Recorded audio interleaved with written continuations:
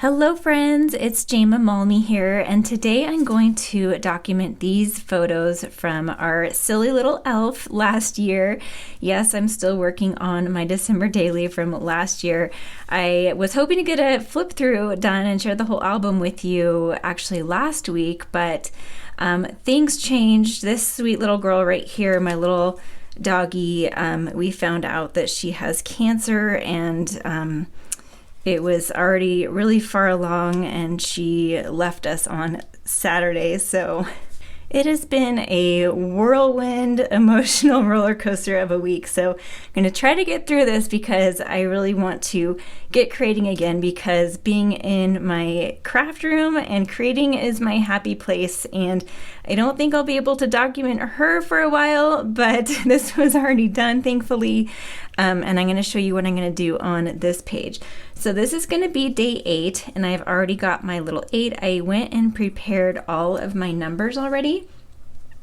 And since this is documenting the elf, and my kids have, they wrote a bunch of letters, like all of the letters to the elf are just scribbled all over these pages.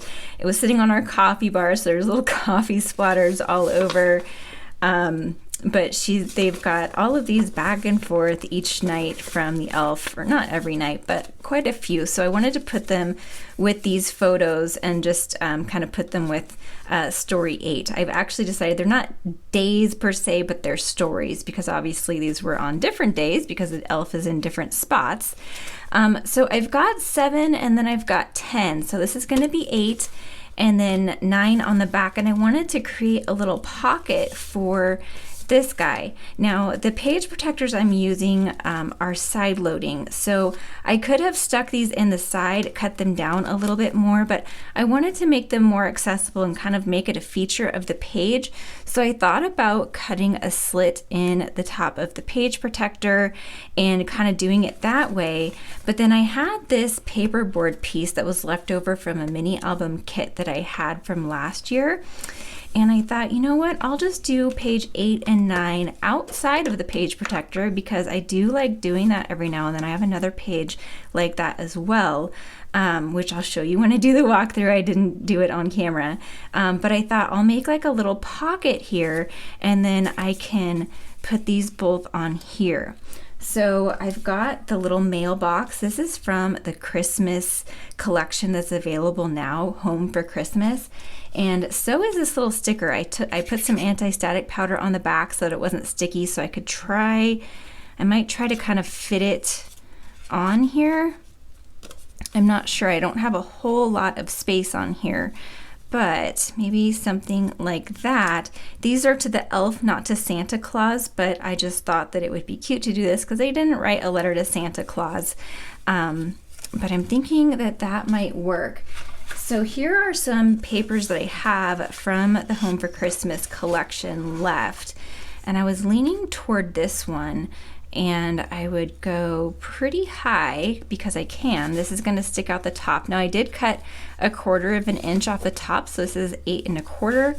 Otherwise, because this doesn't go down as far as the page protector, I'm going to do a very skinny strip of foam tape down here to make the pocket, and then we have it stick out the top, but not past the very top. So I had to trim it off that 1/4 of an inch. I would cut it just a little bit more, but then I would start cutting off words, and I don't want to do that.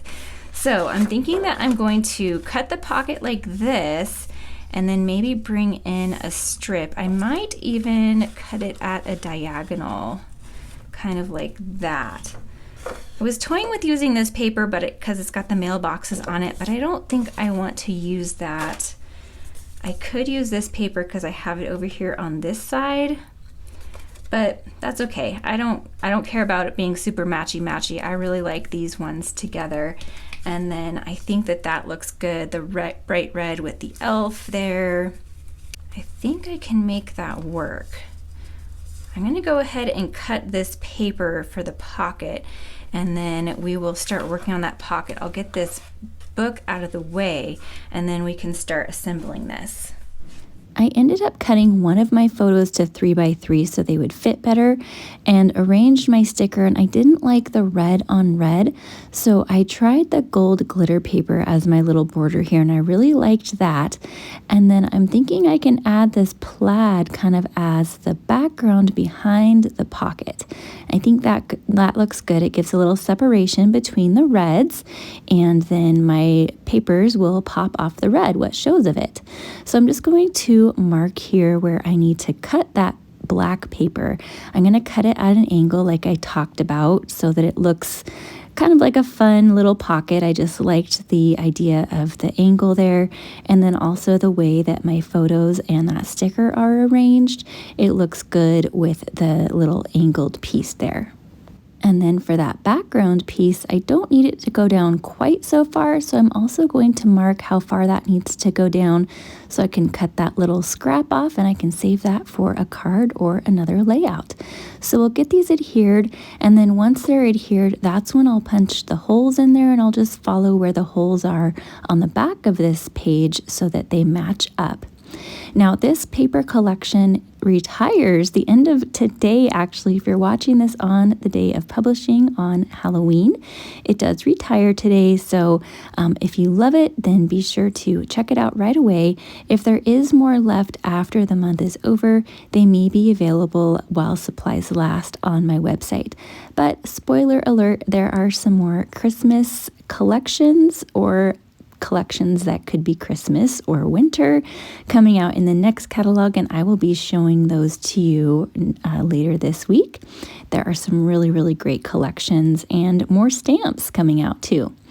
So I decided to put this piece on a piece of cardstock to give it more stability since it is acting as my pocket.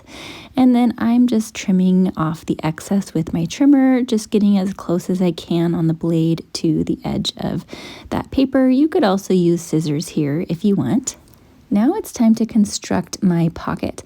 I'm using the thin 3D foam tape in the skinny width. It comes in 2 widths, and I'm trying to get it down as far as I can on the pocket. I didn't get it quite down to the very bottom, so luckily I didn't press it down too hard, otherwise this foam tape is impossible to get up once you kind of burnish it in there.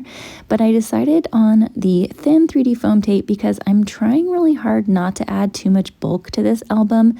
The album that I'm using is not super thick, and I don't want to have to do 2 of them, so I'm trying not to add a lot of bulk so that my album doesn't get too full.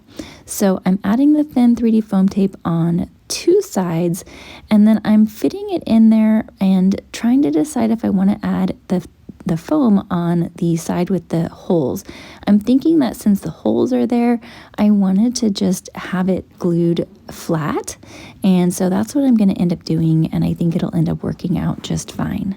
So I'm adding just tape runner to that, and then I'll come in with a little bit of liquid glue for reinforcement, especially around those holes, because I don't want anything to be lifting up as these pages are flipped and looked through, because I know my kids are going to want to look through this multiple times. Now you could do something like this for any size scrapbook page. If you have like memorabilia for a vacation or anything that you want to stick little things in a pocket, you can use this idea in your 12x12 layouts as well. You can even do it on a page this size and have it, in the middle of your 12x12 layouts and just have the holes punched accordingly. Or you can do a very big pocket spanning your whole 12x12 layout, and you can stick lots of things in there. You can make the pocket as short or as tall as you want. That is the beauty of doing it on your own. And just like that, we have it done. And I really love that I'm going to have my photos for my story on this page as well. So it's all included on this one little page, albeit a little bit packed in there, a little tight. I didn't have a whole lot of wiggle room for design. As you're going to see here, I was really trying to fit this "'Tis the Season" title. I thought it was perfect because 'tis the season for the elf and the letters back and forth to the elf and Santa and all that. but it just did not work with this layout, so I will save it for somewhere else. But I did find this sticker on the sticker sheet that goes with this paper pack that says "'Tis the Season," so I was still able to fit that sentiment in there. But I wanted it to stand out more. That wood grain didn't stand out too well on the black. So I found this tag in my little embellishment stash. It was from a workshop kit from the past, but it still wasn't quite standing out enough for me. I wanted a little bit of a brighter green. It's hard to tell on the camera, but some of the greens in the photos are actually kind of bright. So here are the little pop-out pieces from the workshop kit for this Home for Christmas collection. The scrapbook kits have a lot of extra die cut pieces, and I don't always use them on the layouts that they are intended for from the actual workshop, but they were perfect here. This was the perfect green, the perfect pop that I needed, so I'm just going to trim that out so it leaves a little bit of a border. And I'm just going to go straight on the end. You don't have to cut the notch out to follow that little ticket shape that we have. And then it actually worked out perfectly to mount it on the red too. It was the perfect size already. So I'll leave the little banner there that's on the red. So we have a few little, shapes on the end of this title here. And then there were a few little hearts that I had from this Home for Christmas embellishment pack as well. There's all those little die cuts that are off to the left. I had a few picked out that are available to match this collection as well. And then I have a little tray here of lots of little greenery and things that I already have cut out, either die cuts or from embellishment packs. I'm trying to fit some of those in, but I end up just not liking it. It was just a little bit too much. I love glitter, but I thought that this was just a little too much glitter and I was trying to pack too much into this little place. Truth be told, I actually have about 6 trays of embellishments that I have off to the side there that I've been working from because I've been working on so many Christmas cards as well.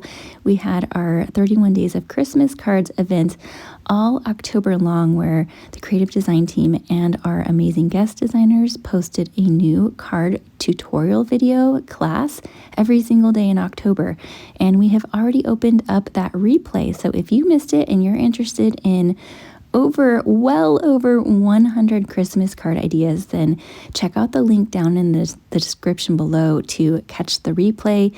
It is well worth the time, and our community over there has been amazing. So many amazing cards from our designers as well as from our members. So that info is linked below, and let's take a closer look at this page. I just love how that pocket turned out, and it slides in and out really easily, and my kids can look back at their conversation with Mr. Scrooge, our elf. Yes, his name is Mr. Scrooge. Do you guys have an elf? I am curious if you do the whole elf on the shelf thing. I actually really, really love it, and I'm not sure how much longer it will last, but hopefully quite a while. If you'd like to see more Christmas inspiration, check out the video on screen now, and I'll catch you next time. Bye!